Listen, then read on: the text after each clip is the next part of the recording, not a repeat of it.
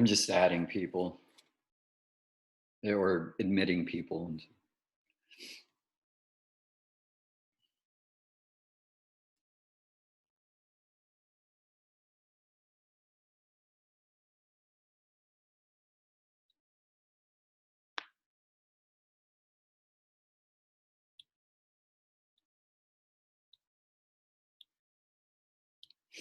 We may have a small class, which is fine.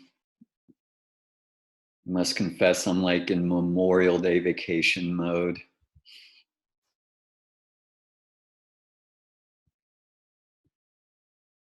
Yeah, I'm in my kids are almost out of school mode too. Yeah, but it's a very, I look forward to Memorial Day, but this one seems to be especially poignant. Um,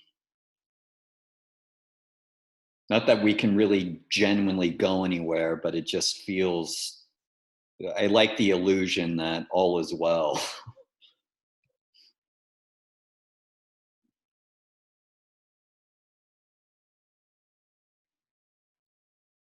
So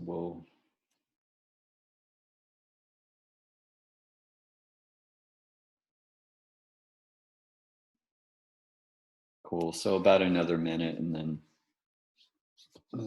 we'll rock out.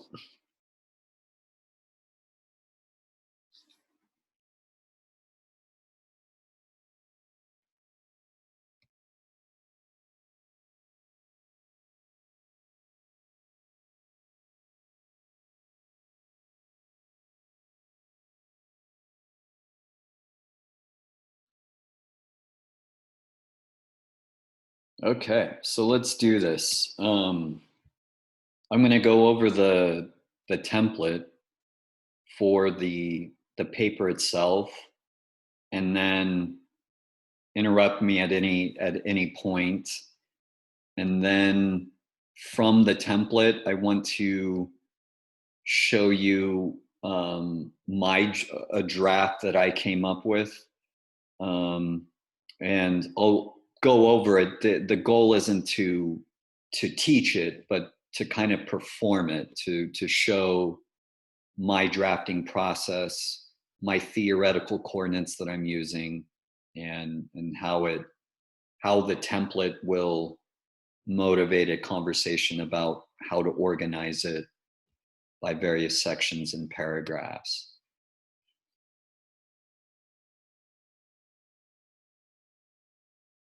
So as more, I'll just continue to add. So if you see like my cursor like moving up, it means that I'm adding students. All right, so check this out.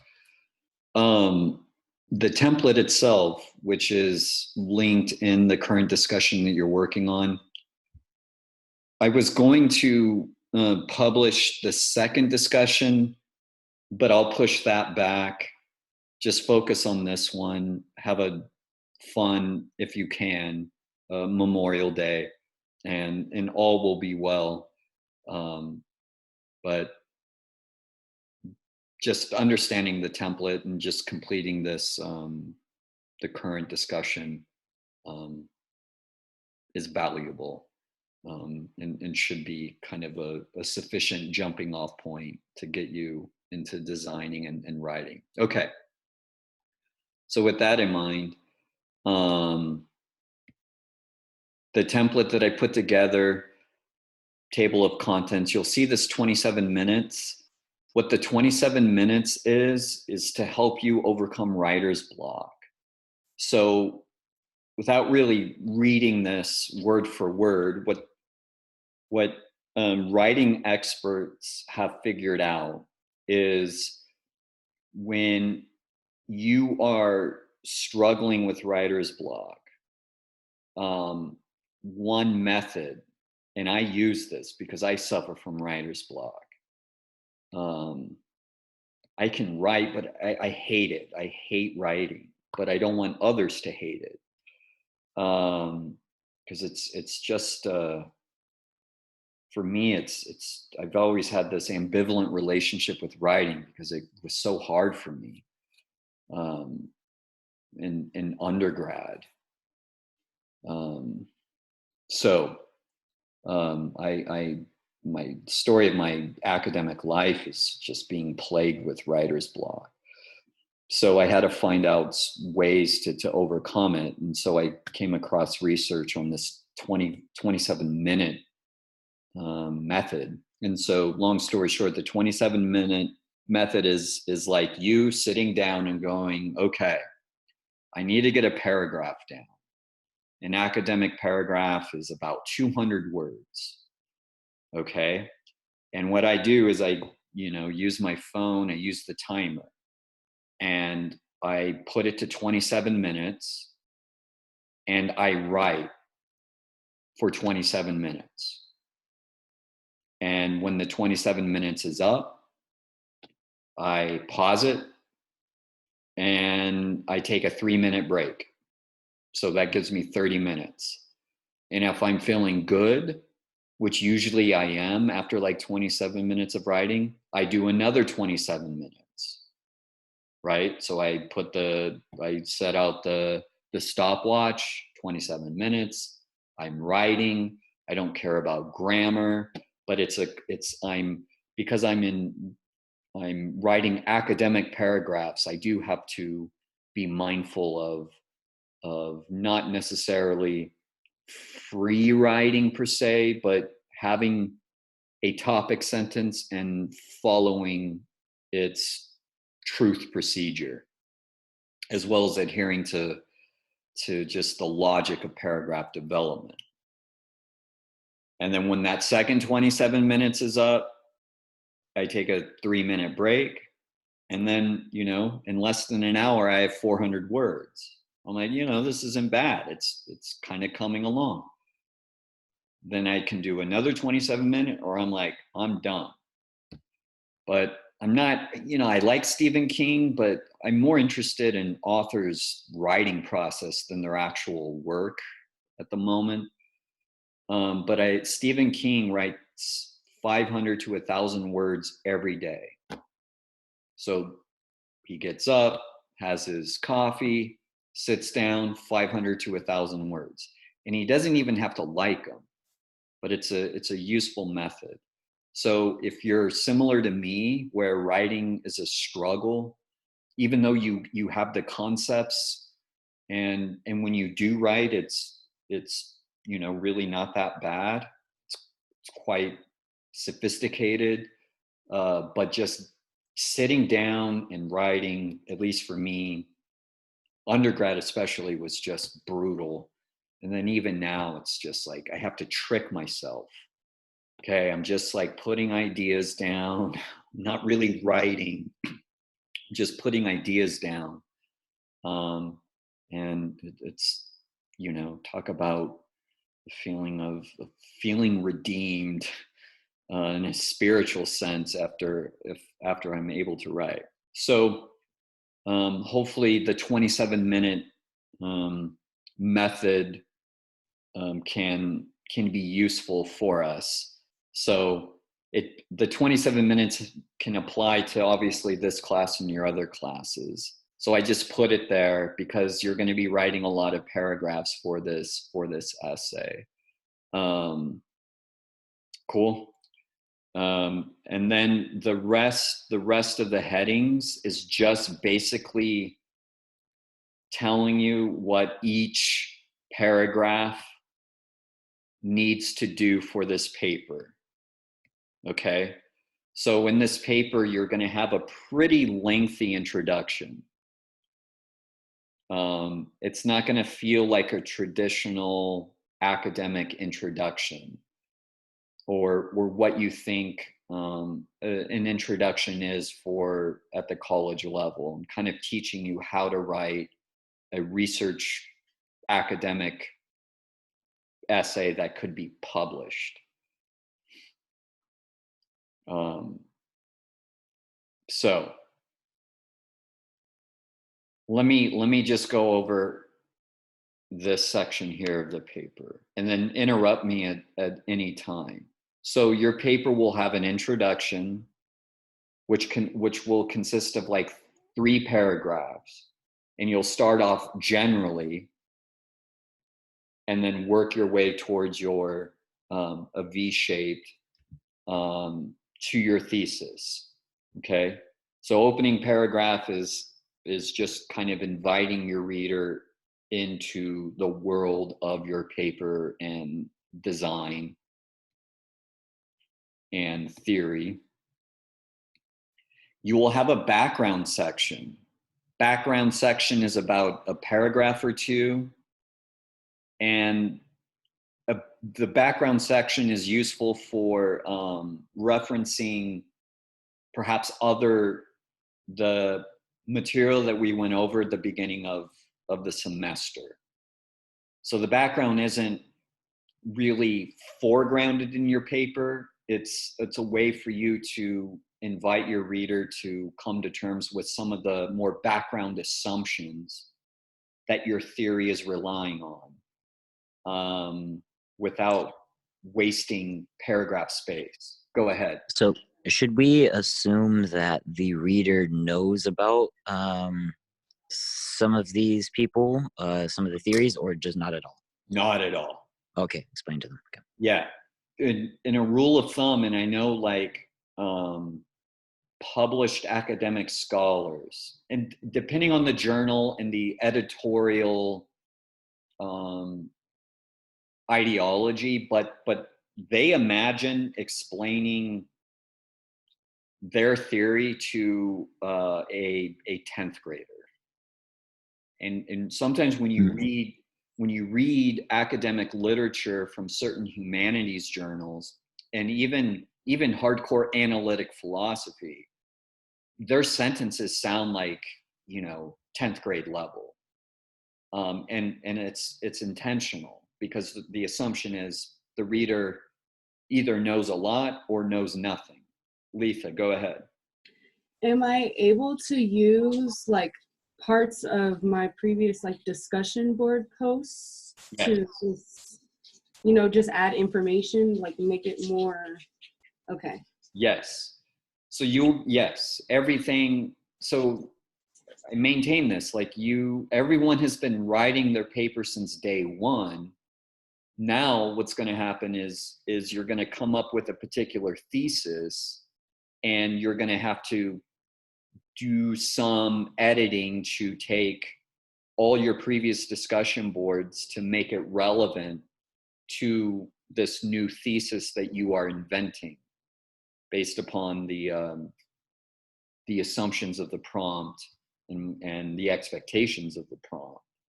But nothing is lost. Everything is open to use insofar as you align it and contextualize it with the argument that you're going to make about your city, trauma, and AI. Cool. Yeah, go ahead. I hear, or No, I was just saying, okay, cool. yeah, totally. Okay. So your introduction background is kind of more like the ambient assumptions that your thesis and theory relies on. And that's just like a nice little paragraph or two. The theory section is key. This is where you can use all the theorists that we've used. And if you research, and I hope you are, finding other theorists, that's where you really develop a theoretical thread. And as we approach the due date, the theory section needs to be organized with, I can give you a more general framework to think about your theory section. And then we'll look at the language a little bit more closely. But the theory section you should devote some thought to how to organize the section of your paper where you are referencing and citing theoretical statements from your research. Go ahead. I hear. Any questions? No? Okay. Actually, wait. Go. It's like as I've been working on because I'm set in mind with like COVID, the use of AI to fix the medical issue of whether or not you're safe to go out. It's morphing, and I'm like, am I just giving myself more pain than it's worth if I stick to the original one? What it's morphing into is the fact that, yeah, sure, fine, the initial trauma of COVID, which is going to, cause us to have to use AI's help to decide if we're sick or not to be able to go out. But it's morphing into the fact that the actual trauma is that we have been brainwashed since the first movie that came out about killer robots that AI is bad. Mm. And that means we have this brainwashing that a sentient AI will kill us all. We are limiting our ability to help ourselves further within a society by limiting the scope of an AI system and how it helps us. Did I say that right? I hope that made Yes. sense. Yeah, that's your thesis. But do you know what I mean? Am I shackling myself with that? Do you No, think? no. In fact, I think you'll get much more mileage from that thesis and be able to really develop a beautiful theory section on Okay. that. So like incidentally, uh, what COVID did was not the trauma per se, if I'm hearing you right, Leanna. It was the trauma Yes. already happened, and it comes from film that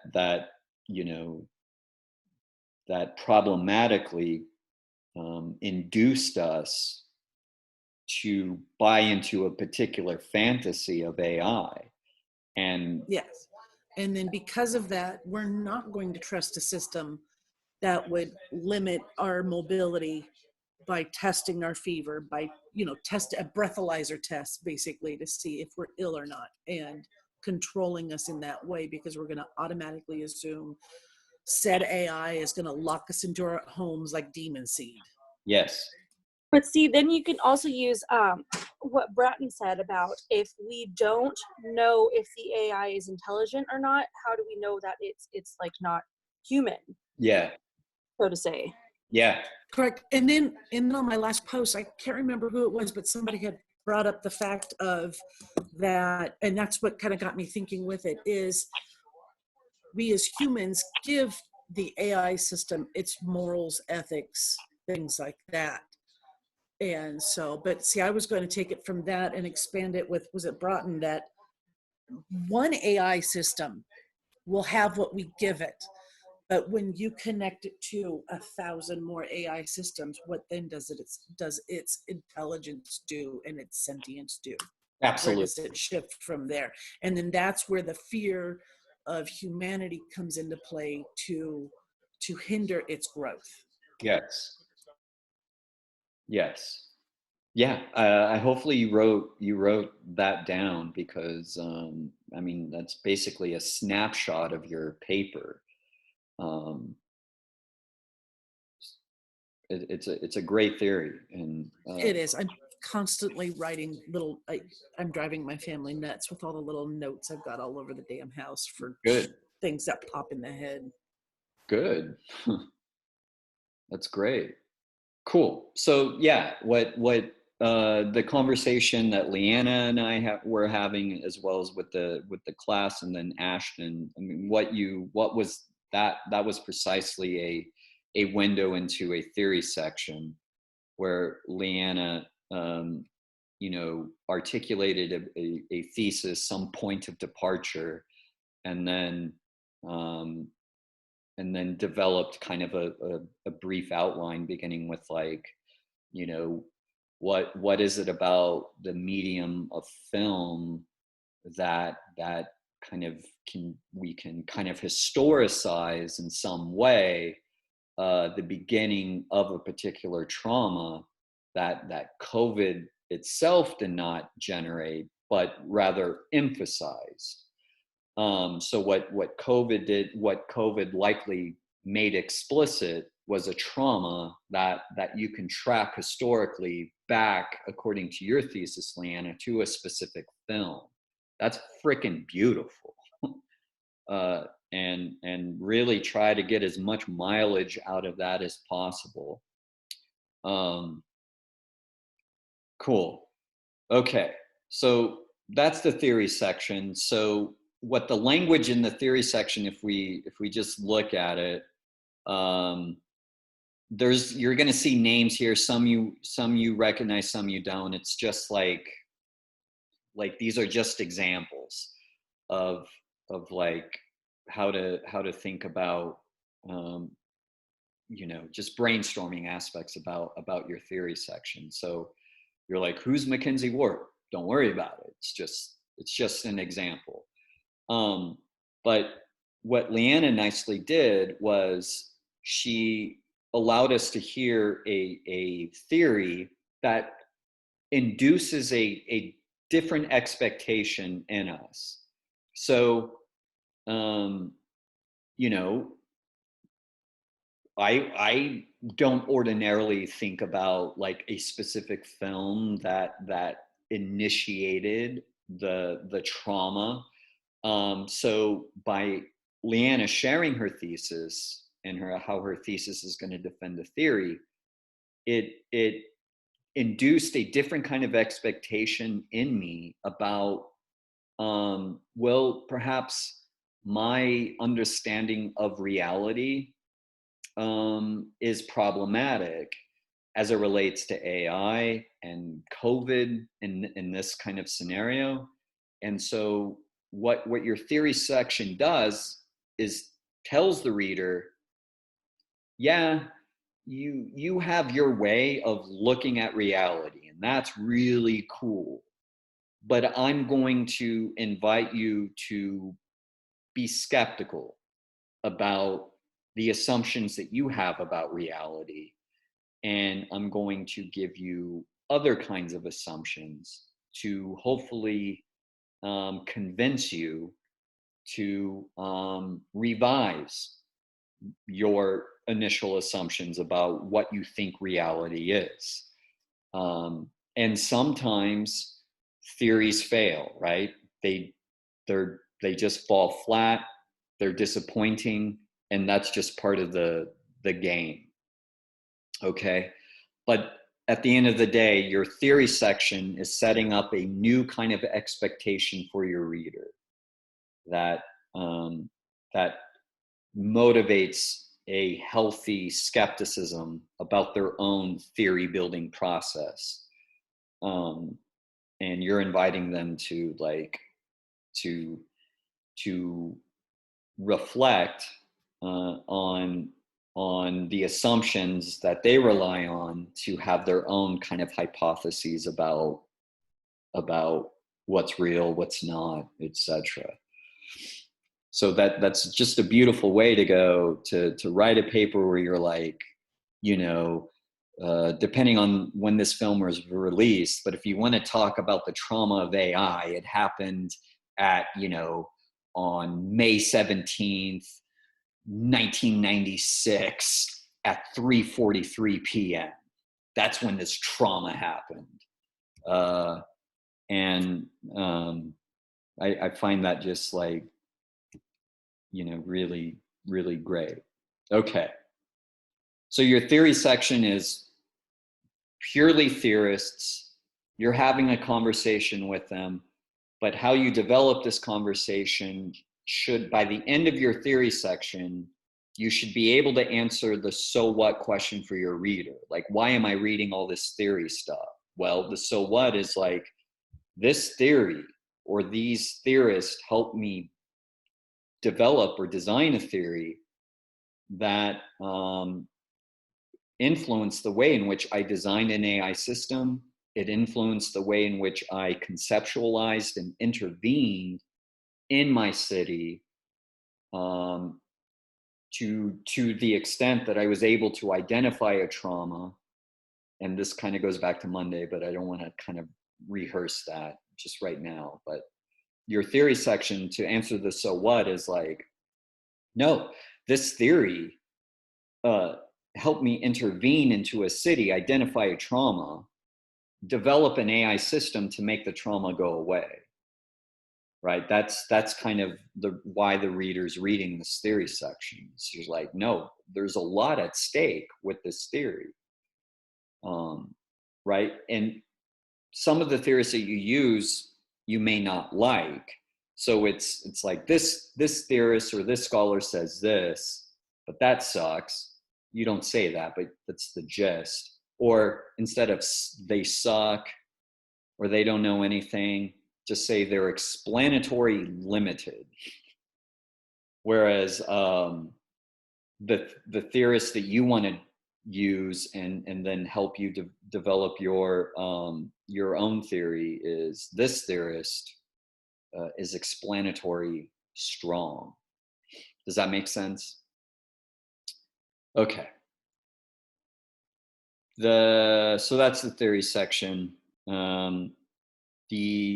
The next and key section of your paper is your method section.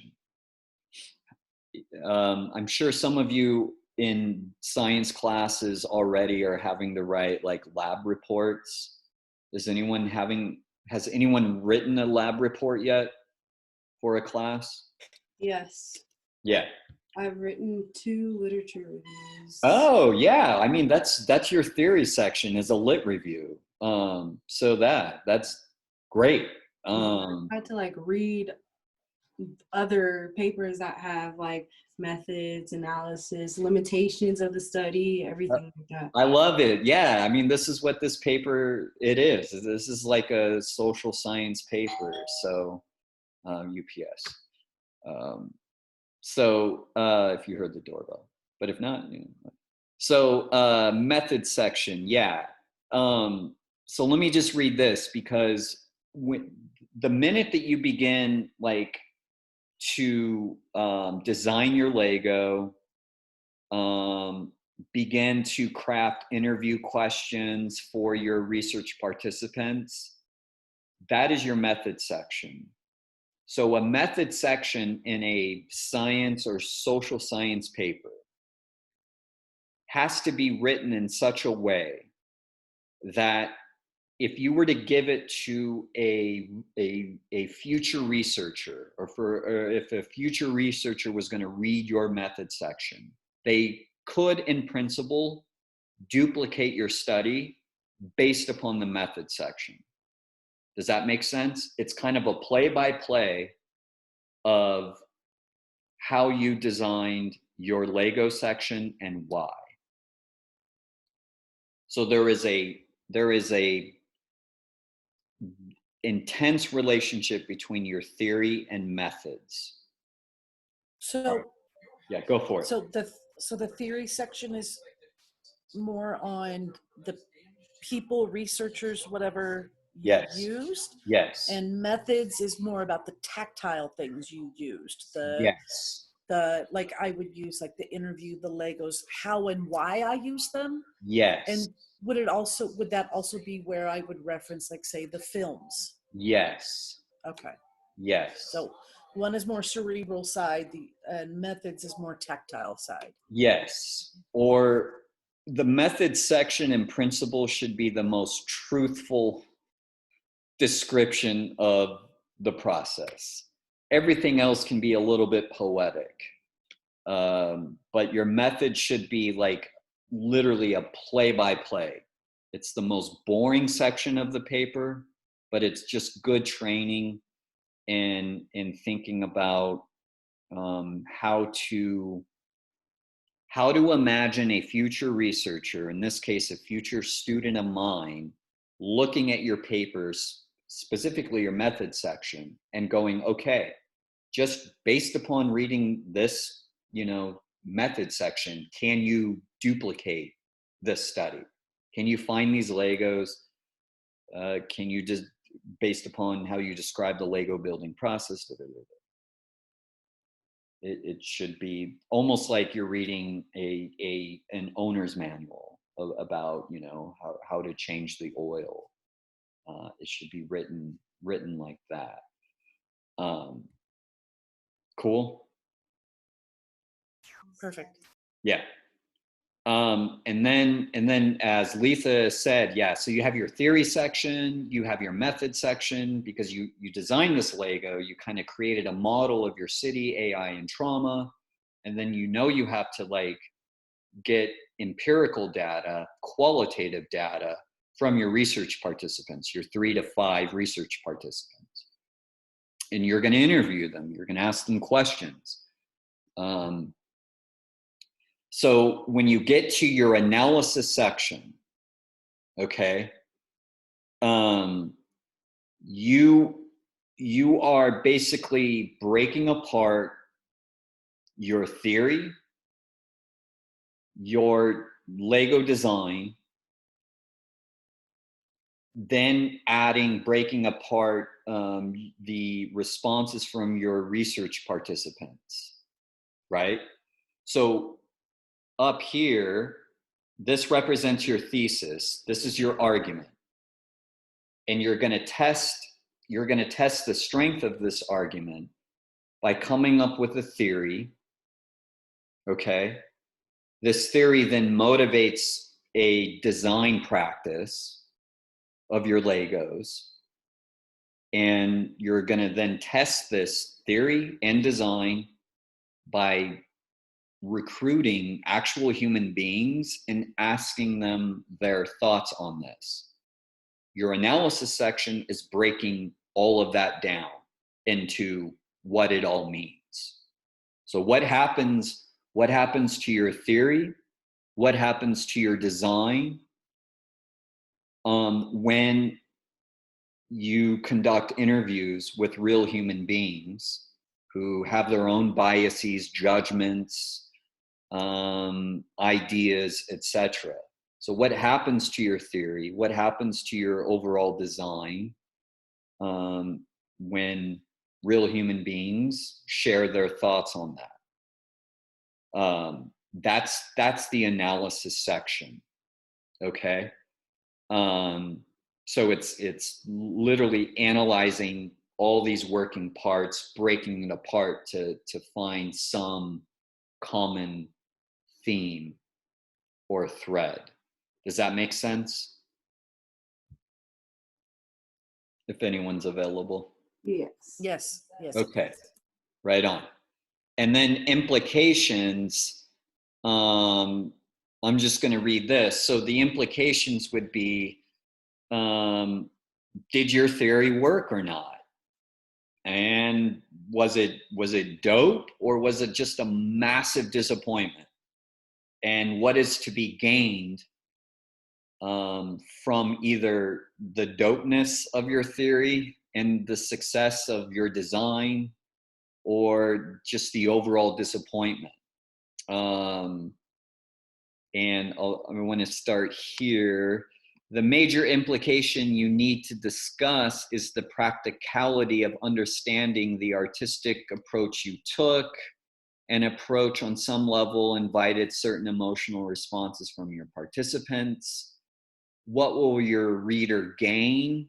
What will your reader not gain, right, from your theory and just your overall study?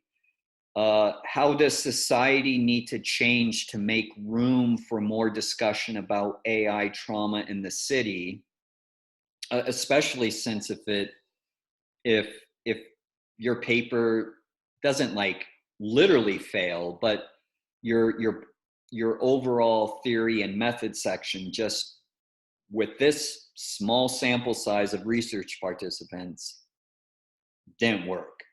It was not convincing. So what has to change at the level of just social education, etc.? So that's the implications. And it could also be an invitation, the implications, like, what would you do differently? Would you ask better interview questions? I don't know. No one's there, so we can only speculate about what would be the case. So I mean, that's the template, really. It's, you have an introduction, 3 paragraphs, all building towards a really solid thesis. The thesis then gets transitioned into a more background paragraph where you're like, here's a whole network of assumptions that this paper is relying on. From background, you transition into theory section. This should be, you know, where you cite and reference other scholars, researchers, and theorists with an eye towards the answering the so what question of your theory, which then enables you to transition into your method section, how you even designed your Lego project, and why you designed it, and how to design it. And then you go from there, analysis, assuming you have data from the responses from your research participants, etc. You kind of breaking all of that down to find some hidden theme that you bring to light, because you've like cut away, you're carving away like an onion. That's analysis. You're cutting that onion to get to some inner core, and then you transition to your implications. Like, yeah, I mean, I thought my theory was dope. I thought my methods was sound. It just didn't land with my research participants, and here's why. Like, we got to do better at the level of education, or else, speaking of Leanna, that this fantasy of AI is going to do more harm than good, given the stakes of living in a pandemic. Right? So part of living in a pandemic in the speculative mode of thought consists of having kind of the right framework to understand AI, or else living in pandemic and having to rely on technology will, you know, motivate unjustified fears and anxieties of AI. So we need to mitigate and conceptually immunize populations from, you know, fearful projections, etc. Okay, so that's that. Does that make sense? Yes. Okay. Right on.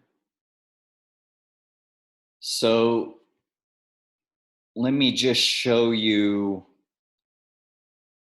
this. So I'm not going to spend like a lot of time on this, but it's just, I just want to kind of perform for you how I kind of organize this.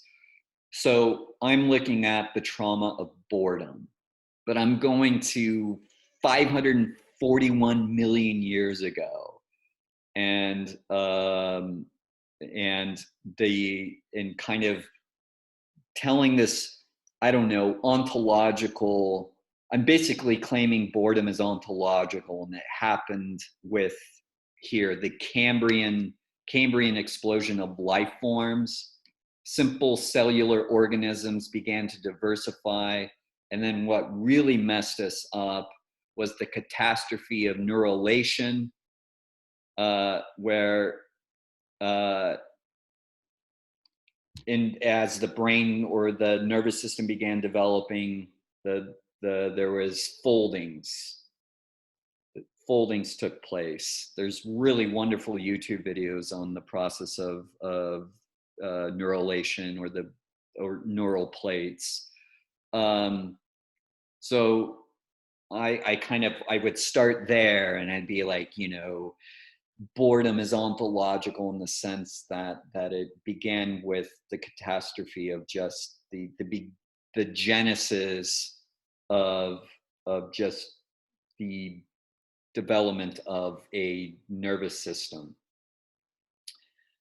And then from there, I make this huge like leap to the tracking the trauma of boredom to modernity. Modernity kind of was the hallmark of humanity's inability to really symbolize, articulate this kind of ontological trauma that is boredom.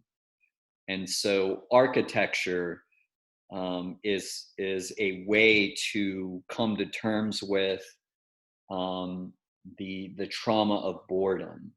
So we didn't, and I'll read this because it's interesting. So architecture is a way to we don't have the concepts to deal with the real, that is boredom. So architecture is a way to mask or to give some quasi configuration to that which cannot be configured, right? So check this out.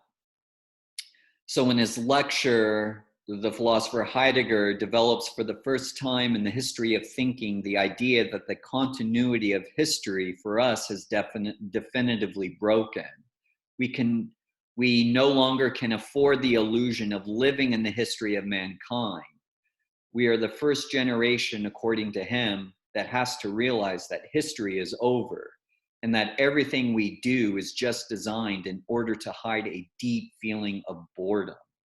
So modernity and modern architecture is an expression of a trauma that happened 541 million years ago.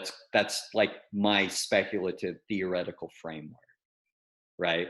So it's not like we were all dope and clever and genius creating architecture. It's just like, I don't know why life seems so meaningless. No, I'm just gonna design stuff. So that is the bottom of our existence. Heidegger's diagnosis is directly orientated to the environment of post-war Germany, but indirectly it also concerns the totality of modern way of life. So modernity, from a Zizekian perspective, is the Mona Lisa. In Da Vinci's Mona Lisa, you have the subject who is disconnected from her environment. There's really an abyss separating the subject in the painting and the broader context in which she came from. There's an abyss there. That's modernity. Modernity is cut yourself off from your kind of communal, familial roots, and that what I would argue is by virtue of trauma, or the trauma of boredom. And I love this next paragraph. So it goes on. I hope you feel we are approaching the problem because before this background, it becomes obvious that our architecture is all about the interpretation of the forms of life of an animal, for which existence is profoundly defined by the boredom experience. But architecture is not just about interpreting boredom. It is a very well-defined task to create containers of boredom. It is a contained boredom. It is not just vague. It is contained boredom. A good building is always a good boredom container. And this is so relevant today in being quarantined.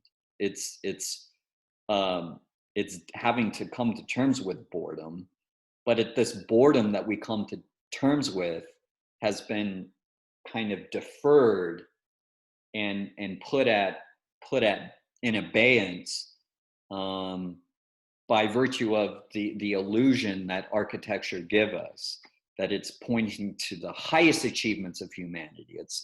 It's an appeal to humanity's lofty ideals. No, it's an attempt to come to terms or give some type of configuration to that which cannot be configured, namely 541 million years ago, cellular life and the catastrophe of the development of the nervous system.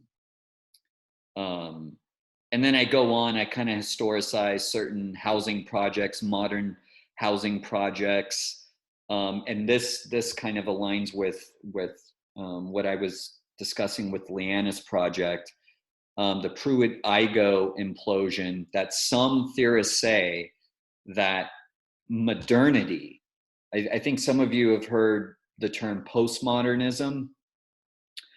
According to some theorists, the United States became postmodern when the Pruitt-Igoe in St. Louis, Missouri blew up, a controlled demolition.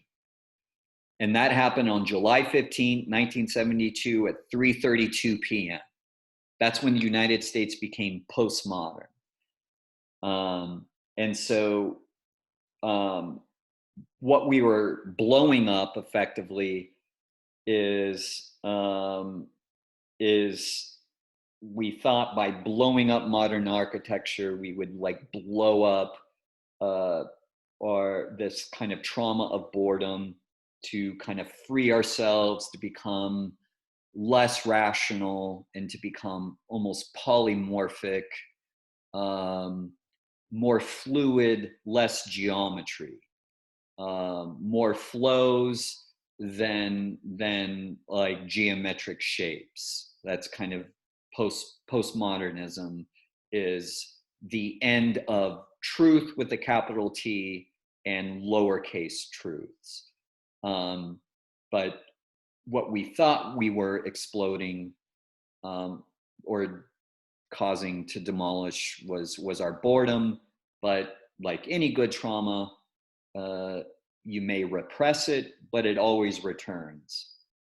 So I go on to explain how the explosion, or I would like to explain like the explosion that happened in 1972 at 3:32 p.m. then motivated different ways to contain boredom through cloud architecture, cloud-based computing. So it's displacing the boredom that modern architecture was trying to contain, trying to explode that. And then that motivated the return of the repressed of the trauma.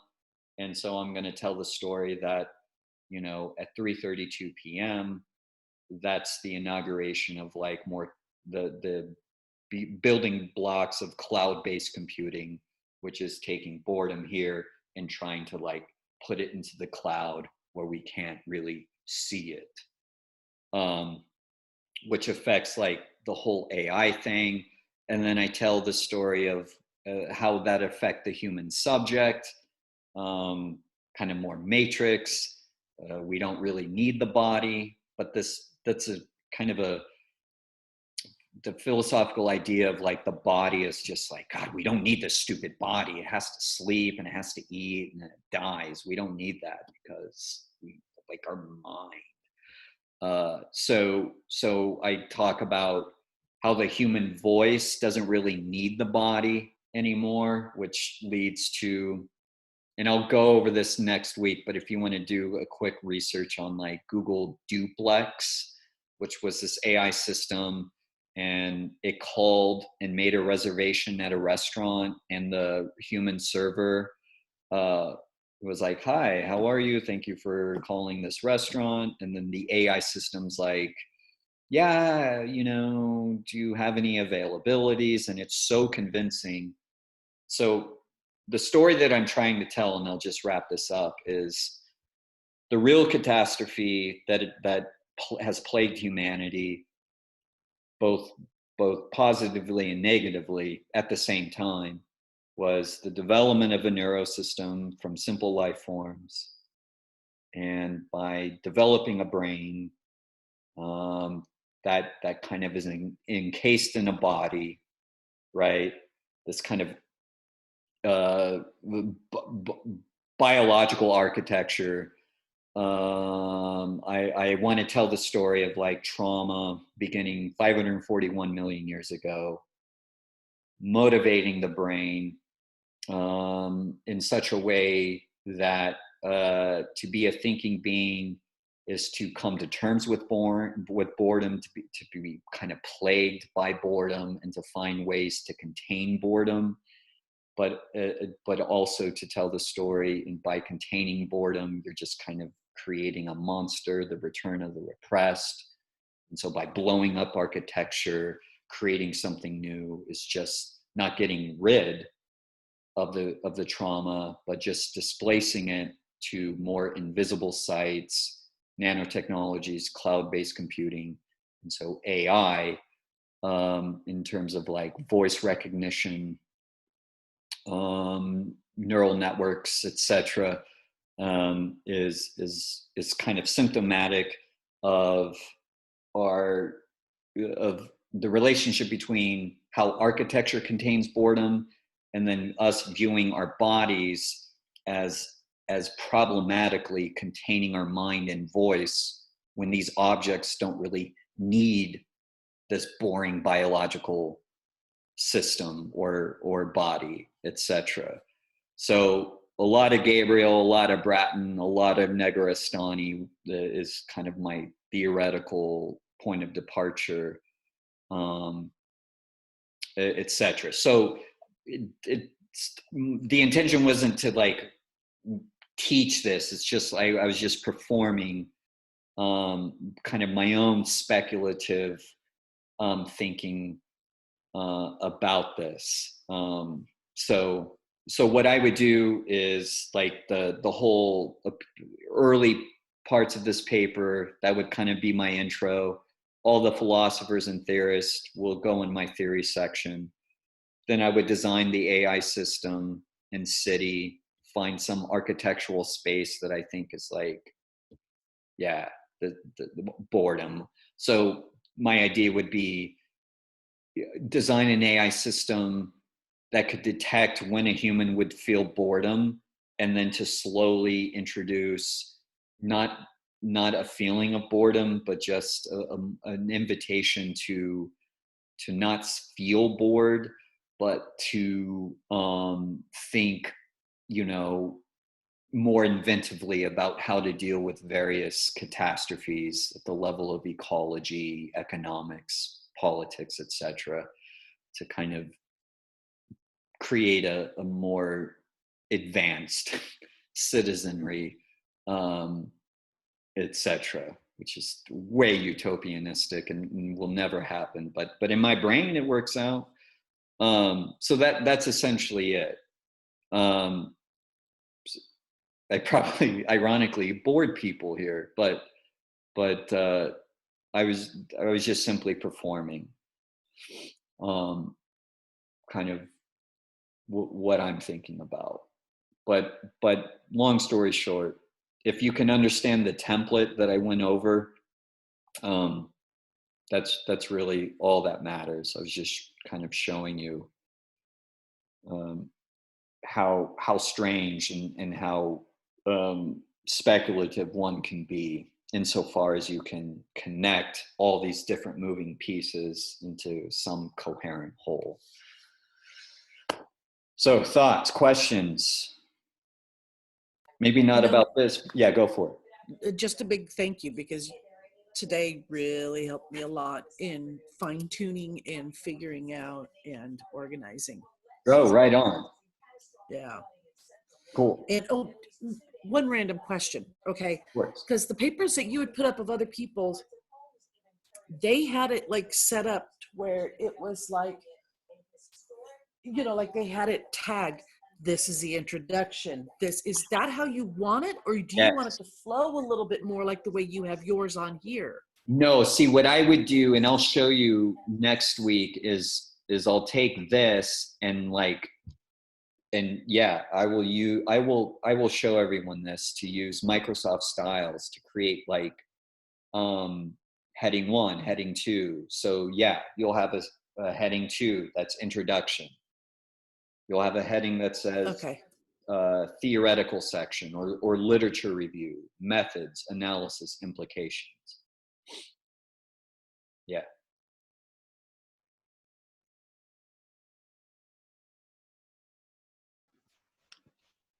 Yeah, the paper can still flow poetically, but I'm just training you how to write like actually a real academic paper and not,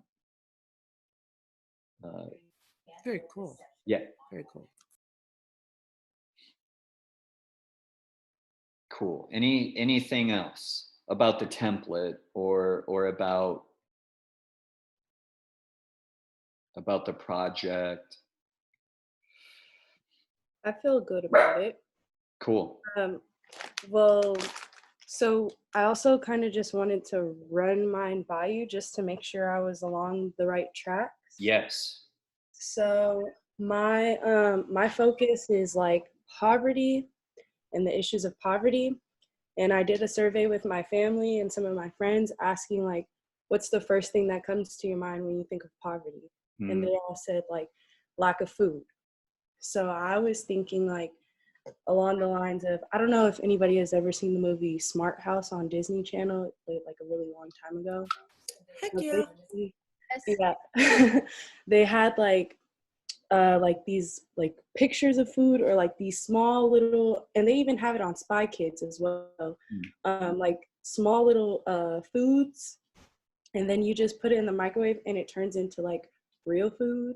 Great. And that's not something that we're like actually doing right now, but Yes. that was like my theory of like helping the impoverished communities, and the idea of like getting rid of like the lack of food, because that would Yes. be like a very cheap way to replace food. And then they could also have like healthier meals as well. Yes. Not like, because a lot of impoverished or communities in poverty have like access to what McDonald's, Jack in the Box, all these like fast food restaurants that are not good for them. Yes. Okay, so I love that. Yeah, Hey, absolutely.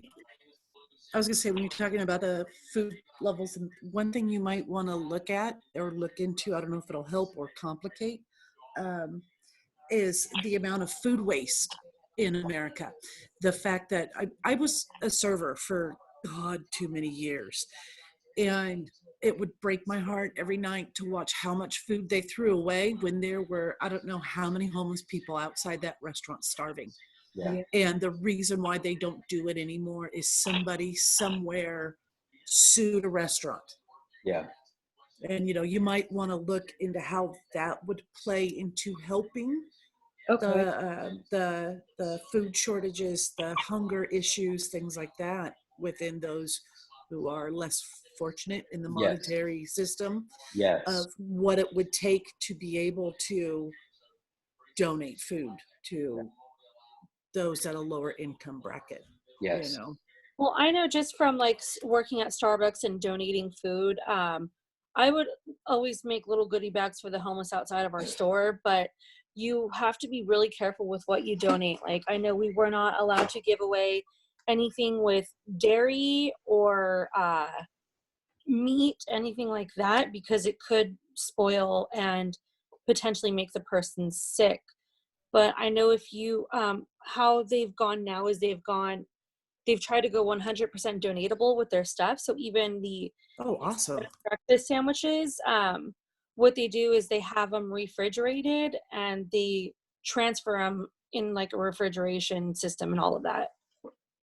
okay, that's cool. That helps. Thank you guys. Yeah, no, yeah, and that, just to kind of not really piggyback, but this goes back to Monday where I was just telling Ashton that to be as comprehensive as possible. So you want to look at economic policies, and if your case study is some city in the United States, yeah, economic policies, you know, juridical law-based policies, the history of racism in the United States. Like you have a confluence of economic and juridical policies that there should be no reason why hunger should not exist. That's a political problem. It's not like an ontological problem, at Preach least it. in my opinion. Right. and so you know, economic policies that kind of motivate racism are something that one should definitely look at. So yeah, Letha, I would be, you know, brutally comprehensive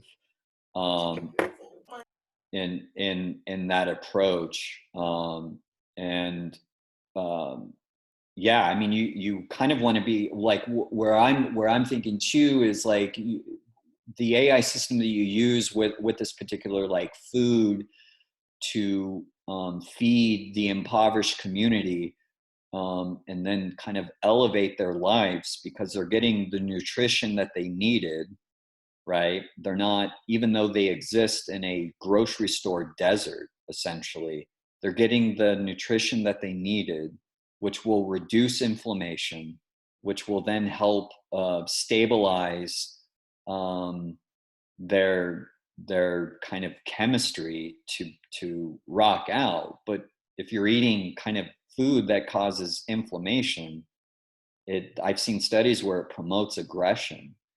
Um, so you can really, as I told Ashton Monday, like nerd out in terms of, you know, looking at nutrition science too. And an AI system that can look at could look at some community member going, okay, they need this, this, and this, without having to get a metabolic palette like a blood lab, you know, where you're like getting 15 vials of blood just to find out your metabolic health. That the AI system can scan a given community member and like, no, they need this food, they need these vitamins, and then like, here's this particular food. You know, with that, you Letha, you might want to watch the show on Amazon Prime, Upload. It's very like with the way that they print food. They have they buy like food cartridges and they could just go online and download whatever they want to eat, print it out. And they even have things that scan you and say, "Oh, you're low in this vitamin." God, I see. I didn't know about this show. Okay, it's called Upload. Upload. Adding it to my list tonight. Yeah. It's really good. I'm only 2 episodes in, but I mean, I got all of that from just 2 episodes. So Yeah, I love that. Nice. Absolutely. Yeah, no. Here's another thought, and Yes. just because I love the idea, and it kind of keyed into, because these are the weird things we talk about in my house. My daughter, my husband, and I, a couple of nights ago, she had asked the question or presented the idea of monetary money, things that are bought and sold. That is a man-made construct. Yes. And why do we have to have it for things like housing, food, medical, the necessities that you need to survive throughout life? And I mean, it's one idea to think about is what would it take to get rid of the monetary construct in association with food and medical. And if you want to go kooky, you could also look at Star Trek, and they have oh my God, why am I forgetting the name? The replicators. You know, if you want to go fatalistic, go old school and look at Soylent Green. That'll traumatize you. Yeah. I grew up with all of these kinds of weird sci-fi movies, No, so I've got all the old school references. Yeah. No. But yeah, it's like maybe like run your brain through the idea of what would it take to basically destroy the monetary system within America to be able to help the homeless and those that are in need of basic survival things. Yeah. like get back to a barter system or something like that. Yeah. No, I mean, yeah. Absolutely. There's it absolutely was. So looking at macroeconomics and I mean, that's kind of what we're encountering now is a shift in economic policy to what some macroeconomists they're begrudgingly having to accept is this transition from more old school Keynesian economics to modern monetary theory, MMT. So that would be uh, a starting point. It, to the extent that you want to be comprehensive, then yeah, I would look at MMT. But Leanne is also kind of invoking, whether she wanted to or not, the whole Karl Marx strategy, which Marx was basically, let's just perform logical terrorism on corporations and blow them the F up. and then we'll be free and live and be able to live a dignified life. Yeah, but you know, when you follow him completely, is it truly dignified? Yeah, I had but a that question about the same that thing. was his goal. Like, because when we're writing these papers, you're more about how the AI is created and adapted to the current situation that we're trying to fix, right? Yes. So, like, at a certain time, you're crossing the line and only having to make the AI more sophisticated. Because, like, say you're trying to, like, in my first part, I was trying to do homelessness, right, and trying to fix that, but at a certain time you're also trying to adapt an AI that can fix political issues and the way an economic system was created in the first place. So I was like, okay, I mean, in my personal view, I was like, that's too far. Like, I'm not saying that it, it's just the way I was thinking about it when you guys were talking about like food and stuff like that. Um, Not like, necessarily designing an AI system doing that. It's being comprehensive in research to then motivate an AI system that is kind of informed by a much more comprehensive framework as opposed to more kind of a linear framework. So I don't think, you know, it isn't necessarily, it's imagining by looking at macroeconomics, political theory, social theory, pretty much the span of academia to reimagine um, uh, a particular system that can redress the traumas created by that. But the AI wouldn't necessarily be capable of like reconstructing a political system. It's like, you know, drawing from different political theories, whether it's right wing, left wing, libertarianism, anarchism, whatever, to kind of design an AI system that could, for all intents and purposes, depending on the thesis, to get rid of a particular trauma. Um, so, so when I say comprehensive, it's more of like research um, for your theory section, which will then motivate and go into your method section for designing. But Joseph, I mean, in your world, you're just listening to. I think you're just going to take a more practical approach. well, I was trying to like avoid a more practical approach because it's supposed to be a perfect system, essentially. I just came across the issue with towing the line, like between seeing how you want the paper written, essentially. Like it pretty much like based out like so I don't have an issue writing the paper. It's like all broken down. But that's It's for you. Does that make sense? right. This Yeah, isn't. yeah, yeah. Yeah. This is something that you are aware of your own kind of strengths and limitations as a writer. So you're taking inventory of that, but it's not universal. This is No, that came. yeah, I understand that, but Yeah. what I'm asking more along is that you're looking for a breakdown of the AI essentially and what it's able to do, right? Like Yes. specifically, this paper is around the AI. Yes. So that's talking about. I was like thinking about changing my subject because when when I'm like trying to solve something like homelessness, it goes further beyond what the AI like I have to add more things so that the AI is more explained. Okay. You know, I don't know if this will help or not.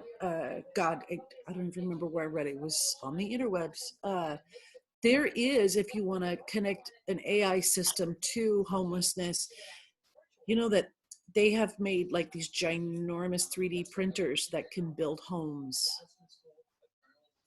And I think it was you that on your post that I linked, they have tiny home communities in Seattle.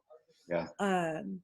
And imagine like an AI producing all of these tiny homes, which then creates a homeless community.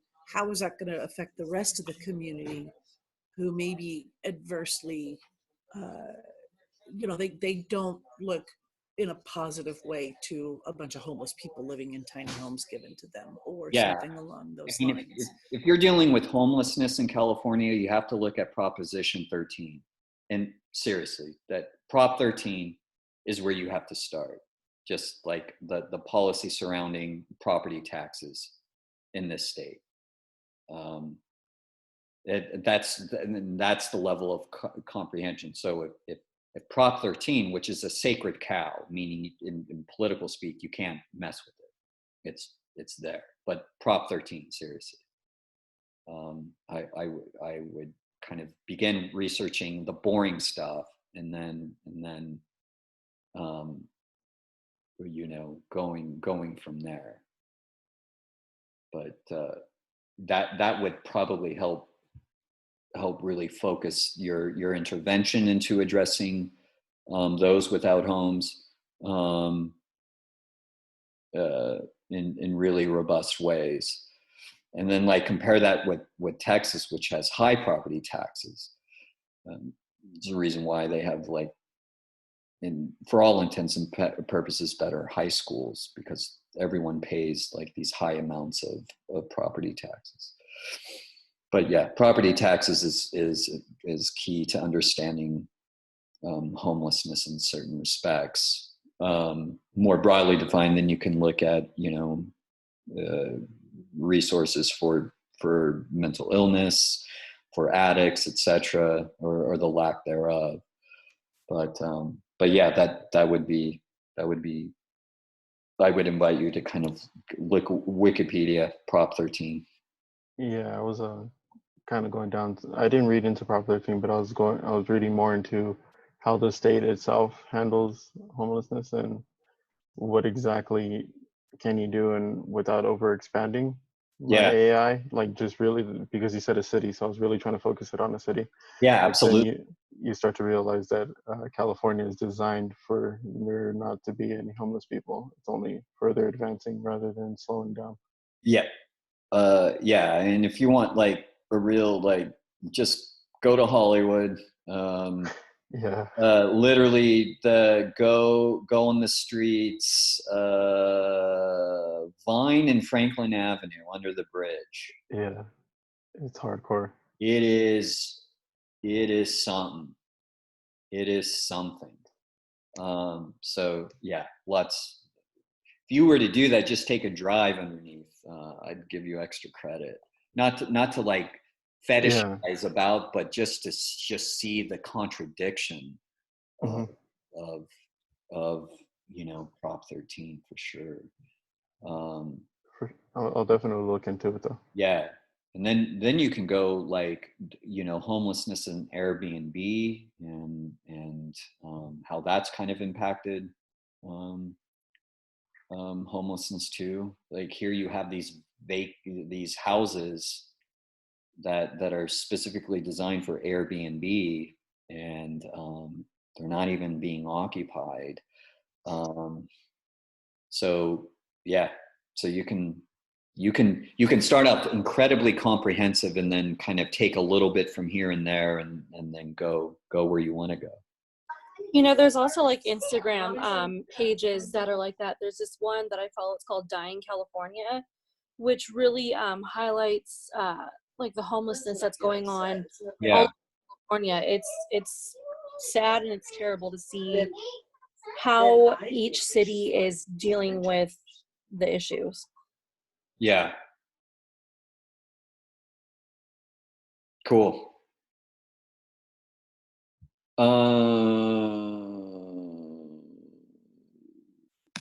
Yeah. Anything else? I'm looking at.